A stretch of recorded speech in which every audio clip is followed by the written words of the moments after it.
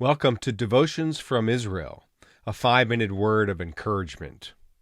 Today's devotion comes from Psalm chapter 24.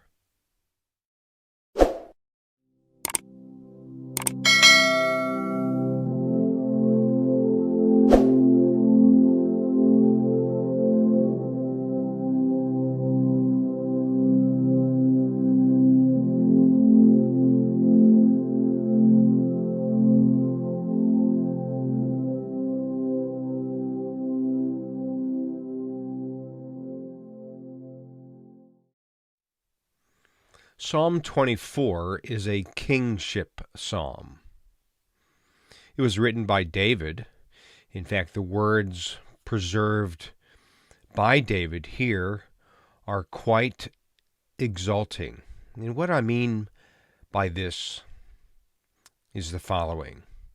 David was the king of Israel. He, of course, followed King Saul, who died on Mount Gilboa. His body was disgraced and dishonored. His head was cut off as it was hung on the walls of Beit Shan up north. David would follow Saul, and David's kingship was ordained by God. Just like Saul, David was anointed by the prophet Samuel. David was a king, and he lived a good life. Certainly he failed on occasion, but certainly he had a heart that followed after God. He sought after God's righteousness, and even after he fell into sin, he repented and was restored with his relationship with God. But Psalm 24 captures kingship language.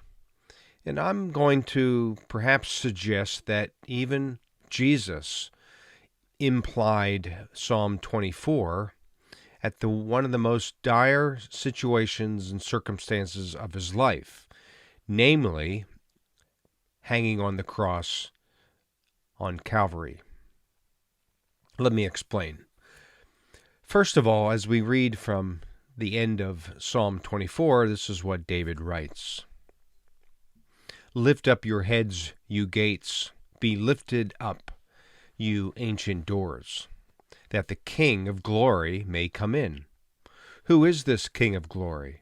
The Lord strong and mighty, the Lord mighty in battle. Lift them up, you ancient doors, that the King of glory may come in. Who is he, the King of glory? The Almighty, he is the King of glory. Through this repetitive phrase, King of Glory, David is not only, I believe, exalting himself as king. He's the one who wrote this, but he's certainly looking far forward than himself. In fact, I believe this psalm is Messianic in this way. It points to Jesus, who came as king through the line of David. So when we talk about the imagery of this psalm, lift up you gates. Ancient gates were a place where kings were exalted primarily. Think of King Solomon, for instance, David's son, who was initiated into kingship at the Gihon Spring. But he was exalted as well in the presence of many people, and certainly throughout biblical history, the idea of gates being a place of honor and social gathering. This was indeed significant. So David keeps in mind the image of a gate. However, when we talk about Jesus on the cross of Calvary, could it be that he was also implying that he was the king? Of course he was. He came to usher in the kingdom. In fact, when people questioned whether he was the king or not, Luke 17 preserves the words. Jesus said, that is, the kingdom is neither there or here, the kingdom of God is within you. You see, Jesus came to establish the reign and rule of God in people's lives. But when we understand how Jesus taught, primarily through one particular genre called remez. Could it be that on the cross, as Jesus is saying something about being forsaken about his Father, this comes from Psalm 22, but you have to understand that in this day, Psalm 22, 23, and 24 were all coupled together as the shepherding psalms. Now, the whole concept of remez means to hint. What you would do is you would simply share a short phrase from, in this case, Psalm 22, verse 1, my God, why are you forsaken me?"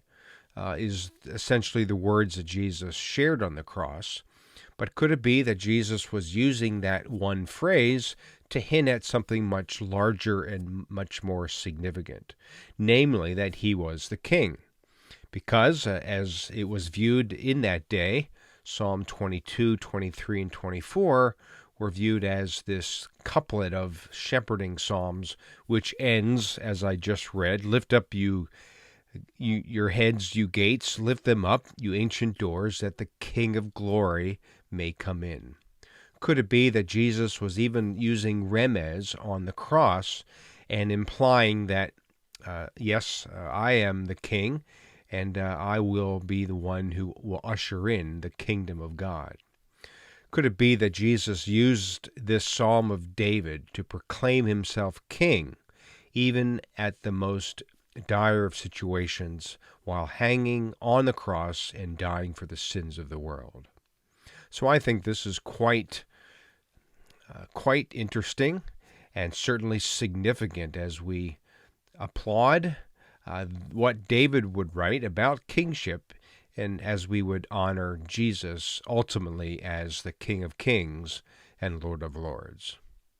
So be encouraged today that Jesus is the King, and as we allow the reign and rule of God in our lives, he indeed is the King, and we live for him in everything that we do, whether it be said in word or done in action.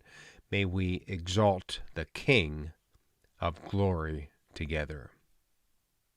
Until next time, shalom.